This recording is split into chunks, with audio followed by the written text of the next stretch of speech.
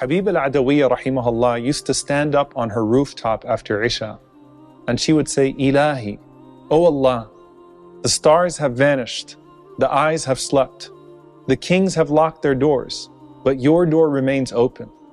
And every lover has found privacy with their beloved. And here I am standing before you. How beautiful a soul that already ascends to the Lord of the worlds in such a way that leaves the body completely still.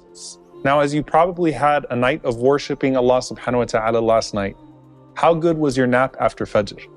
You don't ever sleep like that in other times, do you?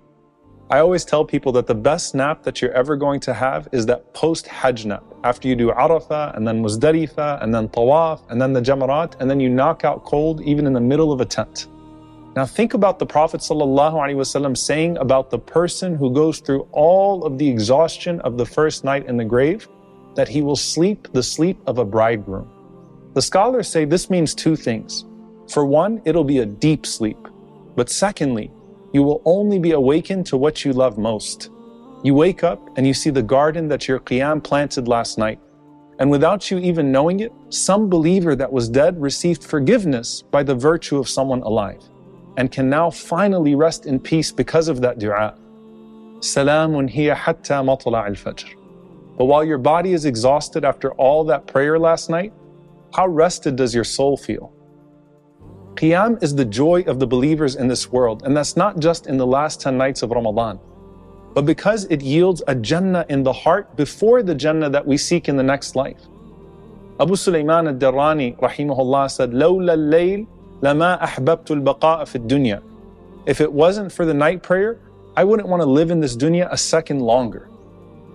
Now that doesn't mean you didn't cry, but even your tears are watering your garden in your grave. Abu Bakr ibn Abi Maryam said, I saw Wafa ibn Bishr after his death, so I asked him, what have you received? And he said, I've been saved after striving for a very long time.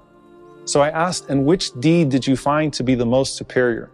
And he replied and said, my crying out of the fear of Allah subhanahu wa ta'ala. Allah rewards your fear by bringing you near.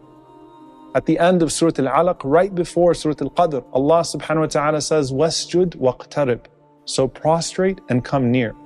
And as many of the scholars mention, you'll never come nearer to Allah than Laylatul Qadr.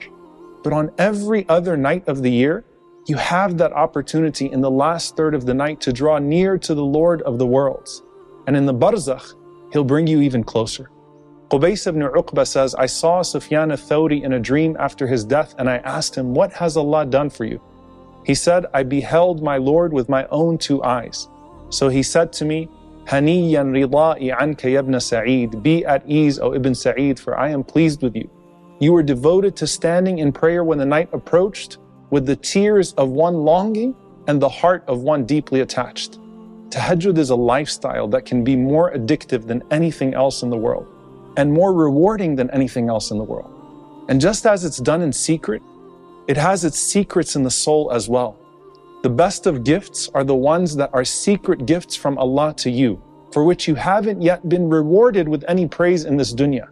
And that's why Ibn Mas'ud radiallahu anhu said, فَضْلُ صَلَاةِ اللَّيْلِ عَلَى صَلَاةِ النَّهَارِ كَفَضْلِ صَدَقَةِ السِّرِّ عَلى صَدَقَةِ الْعَلَانِيَةِ. The virtue of the night prayer over the day prayer is like the virtue of giving charity in secret over giving it openly. And Al-Hafidh ibn Rajab rahimahullah said, the night prayer is preferred over the day prayer because it is more private and closer to sincerity.